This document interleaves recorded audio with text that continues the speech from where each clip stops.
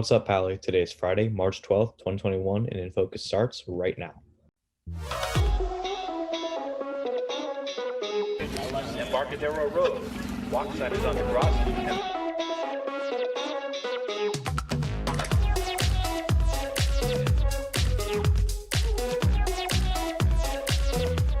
Welcome to InFocus. I'm Blake Chase. We hope you've enjoyed the light rain we've received in the Bay this past week. Also this week, Pally Theater opens with their production of Much Ado About Nothing, a Shakespearean comedy. But with a few twists, Cody Millar has more. With Pally Theater's Much Ado About Nothing opening later this week, we wanted to see how the spring virtual shows differ from the fall. In the fall, we picked 3 shows to be in repertory that all had somewhat of a darker, more mysterious, more fantastical, unrealistic tone. And with both of the shows we're doing this semester, there's more humor infused in them, which I think is fun and necessary at a time like this. But there's also, because we're setting Much Ado in a modern period, there's also a kind of connective thread between both productions that is about interpersonal relationships and how we connect with each other, how we judge each other, how we perceive each other. And I think those themes are really realistic. And it's not often that you look at a Shakespeare or a musical and you say, yep, we're doing some realistic acting here. But the Zoom experience is allowing us to take this to, I think, a more relatable place than either of these productions might sometimes go. And it's not just Much Ado that has an increased connection. Pally Theater is challenging itself to new heights in a virtual environment by producing a musical. Brittany Kirby, one of the vocal directors of Theory of Relativity, elaborates on how a virtual environment may lead to more individual work with each cast member. This show really lends itself to working with individual singers on their vocal technique, because most of the songs are set up in kind of a monologue way where there's like one singer that's singing, and then there's some accompanying voices, but it really is about this like solo singer experience. So just getting a chance to work with these different students on their own craft and their own vocal technique throughout this process through Zoom lessons, and then we're using a program called Soundtrap, which is our recording program. But working one-on-one does not mean that there aren't a slew of people in the cast and crew, and especially in this time of increased isolation, Kirby discusses how true this musical may be to what students are feeling right now. I think what's really special about this show is it's all about connections between people. And I think right now, especially where we are, we're craving that. And so throughout this story, you're seeing all of these different students kind of sharing moments of vulnerability, moments of connection. And I think we all want that. We want to see that, and we want to be part of it. So I think that's the message of this story is really powerful. And getting to see these students connect even on this virtual screen, right, is just something that I think all of Pally should be a part of. And then with Much Ado, I think there's always this kind of distinction between perception and reality. And I think we've seen for years talks about how social media often involves people kind of curating themselves to put the best foot forward. And I think right now, sometimes people aren't feeling their best about themselves. They feel like they're not productive enough. They feel like they're not doing as much as they want to do. And so I think there's always that kind of lesson to be learned that just because someone else seems really happy or seems really confident, they could be struggling too, and that you don't have to participate in the comparisons that having access to each other often encourages us to engage in. Thurman further elaborates on how Theory of Relativity is shaping up in a different format than a typical musical.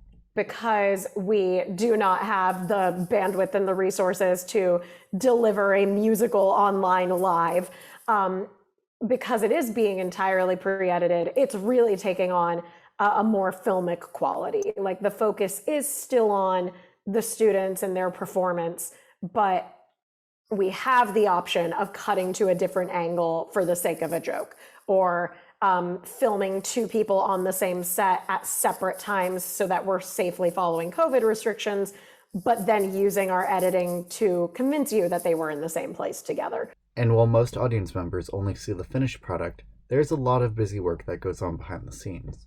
Because a musical takes a lot of adult staff, I think coordinating schedules and opportunities for all of us to touch base with each other while we're all like also already in the most unprecedented year of our teaching experience. But we're all doing it with a lot of, I think, grace and understanding and like, being clear about what our priorities are and what needs to happen when. And I think that helps everything move more smoothly and also stay really positive. And I'm very grateful for that. So now that we've talked about the process of producing these shows, what are they really about and why should you see them? If you don't consider yourself a Shakespeare fan, I think one of the best ways you could watch it is an abridged version of the text on Zoom, where you can really focus on the language and the relationships and the characters, and also with a modern adaptation that we've done that's going to incorporate music and technology and just other things that you'll enjoy. This Much Ado is also like practically a sitcom. It's there are several sitcom archetypes based on it. In fact, I would go so far as to say. So I think if you're someone who doesn't normally sign up immediately for your classical theater fare, I think this would be the right one to give a try. And for Theory of Relativity, it's a real powerhouse piece for all 16 members of our ensemble to just communicate really different characters. We've got a mix of tragedy and comedy. We've got a mix of jazzy dance numbers and power ballads and really sweet songs. So I think you get so much emotional content and so much talent from these students in, again, a one-act musical, which is really impressive. And I think people who come to both are just going to be shocked at how much talent gets fit into essentially 3 hours of content.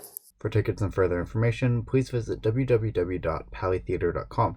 For InFocus, I'm Cody Millar.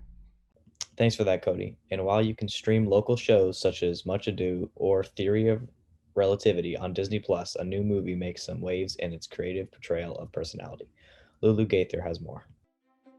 I recently watched Pixar's Soul, and it was definitely one of the best movies I've seen in a while, and I've watched quite a few movies in the past year over quarantine. I may have some bias though, because I am a big fan of Pixar and Disney movies, but I'll try and keep this review as impartial as possible and give you my main takeaways. Also, there may be a few spoilers in this, so if you haven't seen the movie, I'd go watch it before watching this review. The movie starts with our main character Joe falling into a sewage hole and ending up in a coma in the hospital. I'll be honest, this part of the movie was a little confusing and unexpected. I wasn't planning on seeing a man die within the first 10 minutes of a Pixar movie, but this was a bummer twist ending to a great day in which Joe was offered a job at his school, then nailed an audition with a jazz legend named Dorothea Williams.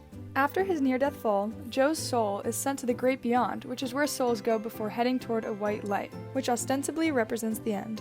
Joe isn't ready for the end, so he runs in the other direction, falling off a walkway and ending up in the great before. The purpose of the great before is to mentor fresh souls so that they can find their spark that will drive them to a happy life down on Earth.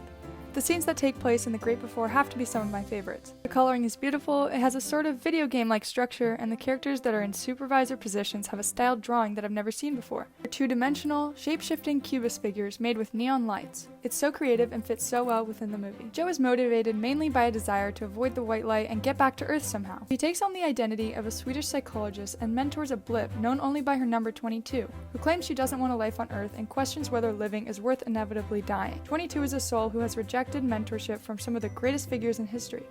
In the movie, they show 22 going through all of her mentors and how she broke them. This scene was genuinely funny, which is sometimes lacking in kids' movies, but Pixar always seems to nail it. Joe and 22 return to New York, and the film then takes on a comical body swap involving the wrong soul in the wrong body.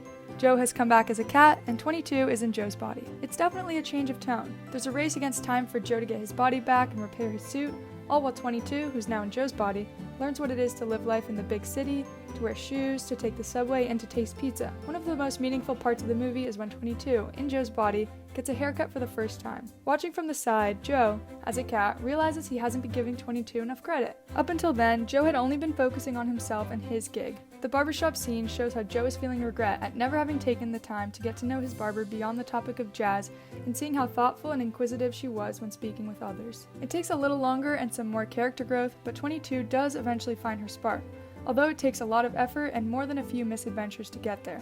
Meanwhile, Joe realizes that his purpose in life is not jazz and being a successful musician, but all of the little things in life that have brought him joy. This has to be my favorite part of the movie. It's such a beautiful compilation of images, and we see Joe's memory as he re-examines his years on Earth as a teacher and how that is truly what made him happy.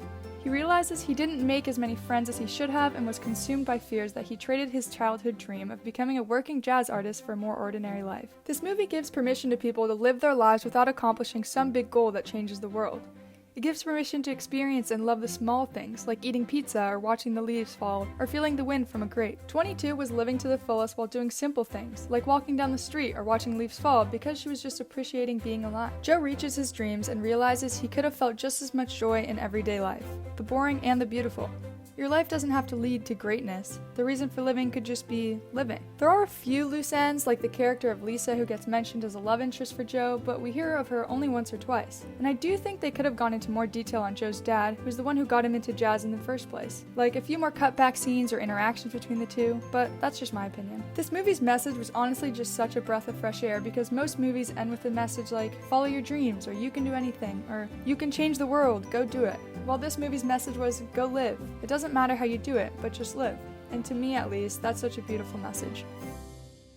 That does it for today's show. Be sure to check out our website, subscribe to our YouTube to watch previous content, follow us on Instagram to engage with our content, and Twitter for updates and breaking news. Until next time, I'm Blake Chase, and this has been In Focus.